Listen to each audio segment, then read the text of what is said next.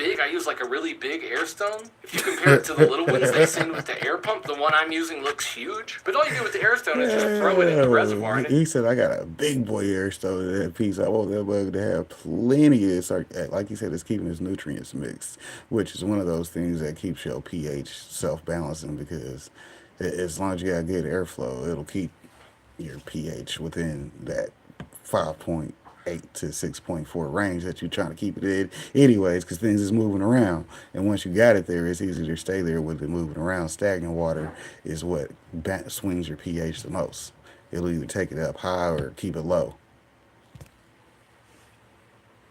it just bubbles the water. It's very simple. And it's What really up, Coach important that we Sherry? use black tubing for all of this, for our water line and our air line. This black tubing is going to block light and prevent algae growth. Like you can see in this clear air line, there's just some really nasty stuff growing in there because some moisture got in there and then the light got to it. So black hoses are always best. And this setup is super simple. After you get it up and running, it basically just takes care of itself. But with putting it together, there are like a few specific things you need to get and you need to do. So if you want to build this yourself, I did make a step-by-step breakdown with all the little details, like the little pieces and all the little steps to take and how to avoid some common mistakes. And I put it over on the strangeshow.com. So check the link in the description because I laid all of this out to make things a little easier for you so you don't have to guess your way through it. And once it's set up, this is how it works. The water pump sits underwater in the very bottom of our water reservoir. This is plugged into a timer that tells it when to come on and when to turn off. When the timer comes on, this is our flood cycle. The water pump now forces water up through the hose and into the flood tray.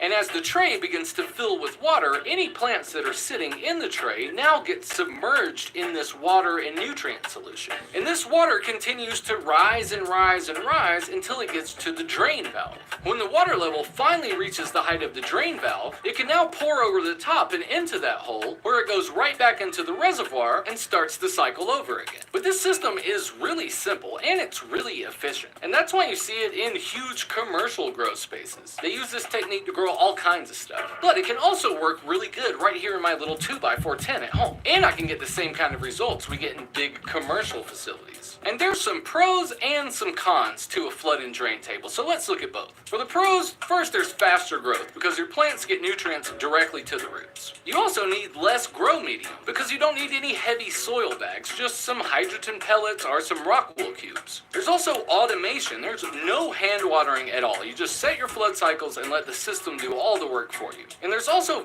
consistent feeding. So your plants are always getting the same feeding at the same time and they're always getting plenty of oxygen right to their roots. But what about the cons? Because there are a few downsides. And the first is just that this system is going to require some monitoring. You're going to need to check your pH and your EC pretty much every day in a hydroponics system. There's also the potential for leaks. If you set this up wrong, water can flood the wrong part of your grow room. You could have 20 gallons of water leak out all into your room, and you don't want that. But the real concern that I had with this setup before I got it all going was the humidity. Because the major humidity control for this system, because all of this water in the tent is going to evaporate really quickly, which can really throw off my VPD. And setting up our environment is extra important in a grow space like this because, like most home growers, I'm just growing in a small spare bedroom. This room is like 7 feet by 7 feet, so I really only have the space for this small 2x4 tent. But even though this 2x4 tent doesn't take up much room, I'm still going to be able to get a big harvest out of it through this flood and drain system. Plus, we're going to be adding in a few other things along the way to juice it up, so we got some cool stuff on the way. So I'm using the new Vivasun tents. The 2x4 is the one I have, and you've probably seen this same tent on the channel before, but the old version I only had one little beef with it, and that was that it would get just a little bit of light leaks around the zipper sometimes. But now they've added little black flaps all around the zipper, so now there's no more light leaks, which is very good. Plus the new zipper just goes like all the way around the tent, so it makes assembling everything much easier.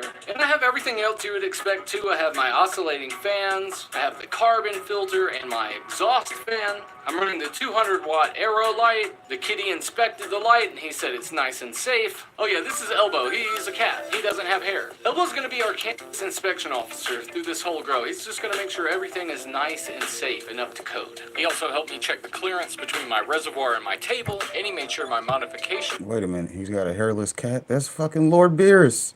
Shouts out to extending our Super Saturdays to the TWP show. We got a special appearance by Lazy Cat, aka a God of Destruction, Lord Beerus.